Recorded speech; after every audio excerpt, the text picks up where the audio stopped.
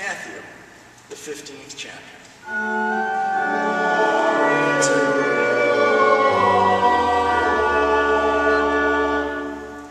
You are the salt of the earth. But if salt has lost its taste, how can its saltiness be restored? It is no longer good for anything, but is thrown out and trampled underfoot.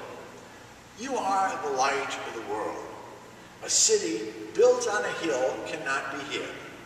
No one, after lighting a lamp, puts it under a bushel basket, but on a lampstand, and it gives light to all the house.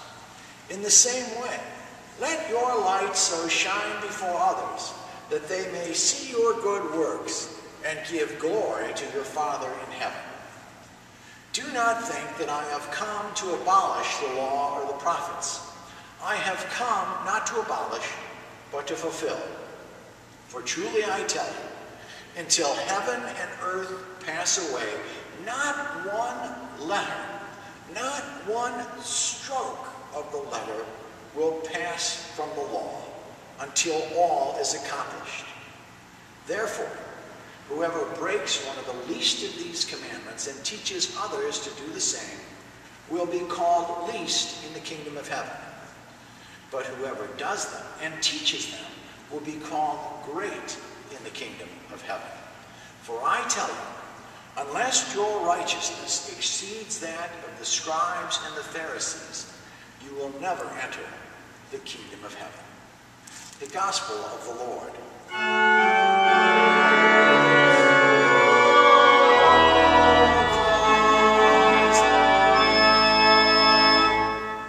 You may be seated.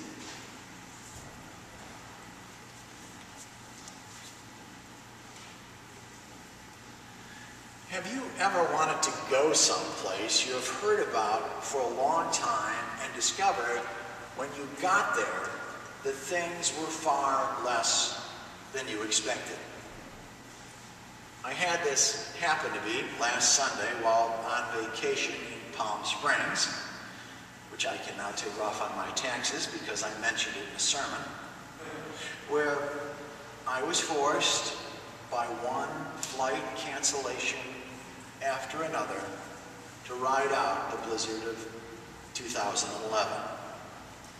It was terrible to be separated from all my friends and flock who were weathering the storm without me, but I had to stay. All the flights were canceled. There was no way I could get back.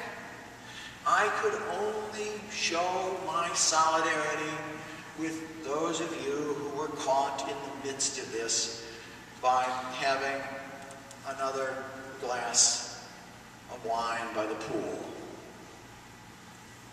That being said, and seeing that I survived saying it, I did drive into Los Angeles last Sunday to worship at First Congregational Church, an impressive Gothic revival edifice, which is the oldest Protestant congregation in Los Angeles that boasts the largest church pipe organ in America. It was also where Lloyd C. Douglas, my aunt's favorite author, who wrote The Robe, The Magnificent Obsession, and The Big Fisherman, served as a pastor. Since I heard about the church since my youth, I was primed. I couldn't wait to meet a mutual friend of Chris Agos and myself, go to church, and hear the organ. When we arrived, it was in a downpour, and the first thing I noticed about the church was that it was dark. And I mean really dark. Now, even on a day like today, St. John's is a pretty bright place. But this place was underlit. I kept waiting for them to turn up the lights, but it never happened. Darkness abounded. Then, instead of the regular organist, we got an organ scholar who played well but timidly. At one point, as the first hymn dragged along, my friend Thompson, a very fine organist in his own right, leaned over to me and said, as if to the musician herself, "Move it over, sister, and I'll show you how this hymn is played." Now, it's my policy to allow churches and restaurants to have their off days, so I made a mental note to try this place out again. perhaps next time bringing a flashlight.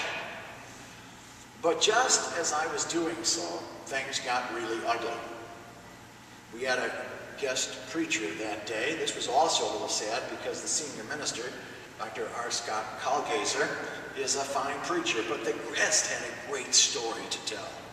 His name was Azim Kamishya, and he may have gotten off on the wrong foot with some of the congregation when he began his sermon by bowing and greeting us with the words, Namaste, a sign in his culture of complete humility. Many of us who liked the guy immediately responded in kind. And then he told us that he was a Sufi Muslim. I liked the guy even more because unlike the Shiites and the Sunnis, for whom faith is sometimes more a political matter, Sufis take it seriously as a spiritual way of being. And Kamishya took his faith more seriously than anybody who I had ever heard speak.